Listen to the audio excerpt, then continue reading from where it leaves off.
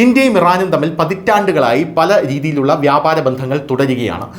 ഇറാനിൽ യുദ്ധം പൊട്ടിപ്പുറപ്പെട്ടതിന് പിന്നാലെ വലിയ രീതിയിലുള്ള ഭക്ഷ്യക്ഷാമം ഇറാനിൽ ഉണ്ടായേക്കും എന്ന സൂചനകൾ പുറത്തു വരുന്നുണ്ട്. നേരത്തെയും ഇന്ത്യ ഇറാനുമായി ഈ ഭക്ഷ്യധാന്യങ്ങൾ കച്ചവടം നടത്തിയിട്ടുണ്ടെങ്കിലും ഇപ്പോൾ ഇതാ ഇന്ത്യ ഇറാന് കൊടുക്കാൻ പോകുന്നത് 1,00,000 ടൺ ബസുമതി അരിയാണ് എന്ന റിപ്പോർട്ടുകളാണ് പുറത്തു വന്നിട്ടുള്ളത്. അതേസമയം കഴിഞ്ഞ ദിവസം ഉണ്ടായ വലിയ രീതിയിലുള്ള ടെൻഷനിൽ ഈ അരി ഇറാനിലേക്ക് പോകാതെ ഇപ്പോൾ ഗുജറാത്ത് തുറമുഖങ്ങളിൽ കുടുങ്ങിക്കിടക്കുന്നു എന്നാണ് റിപ്പോർട്ടുകൾ സൂചിപ്പിക്കുന്നത്. ഇസ്രായേൽ ഇറാൻ യുദ്ധത്തിന്റെ ആഘാതം അരി കയറ്റുമതിക്കാരിൽ പ്രകടമായി കാണുന്നുണ്ട്. ഓൾ ഇന്ത്യ റൈസ് എക്സ്പോർട്ടേഴ്സ് അസോസിയേഷന്റെ കണക്കനുസരിച്ച് ഇസ്രായേൽ ഇറാൻ യുദ്ധം കാരണം ഇറാനിലേക്ക് അയക്കേണ്ട ഏകദേശം 1,00,000 ടൺ ബസുമതി അരി ഇന്ത്യൻ തുറമുഖങ്ങളിൽ കുടുങ്ങിക്കിടക്കുന്നു.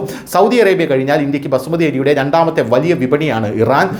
മാർച്ചിൽ അവസാനിച്ച 2024-2025 സാമ്പത്തിക വർഷത്തിൽ ഇറാനിലേക്കുള്ള ഇന്ത്യയുടെ ബസുമതി അരി കയറ്റുമതി 1 ദശലക്ഷം മെട്രിക് ടൺ ആയിരുന്നു.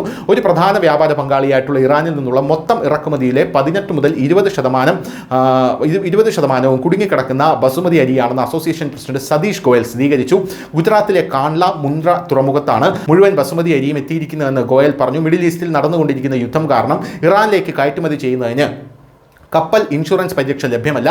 സ്റ്റാൻഡേർഡ് ഷിപ്പിംഗ് ഇൻഷുറൻസ് പോളിസികളിൽ സാധാരണയായി അന്താരാഷ്ട്ര യുദ്ധങ്ങൾക്കുള്ള കവറേജ് ഉൾപ്പെടുന്നില്ല.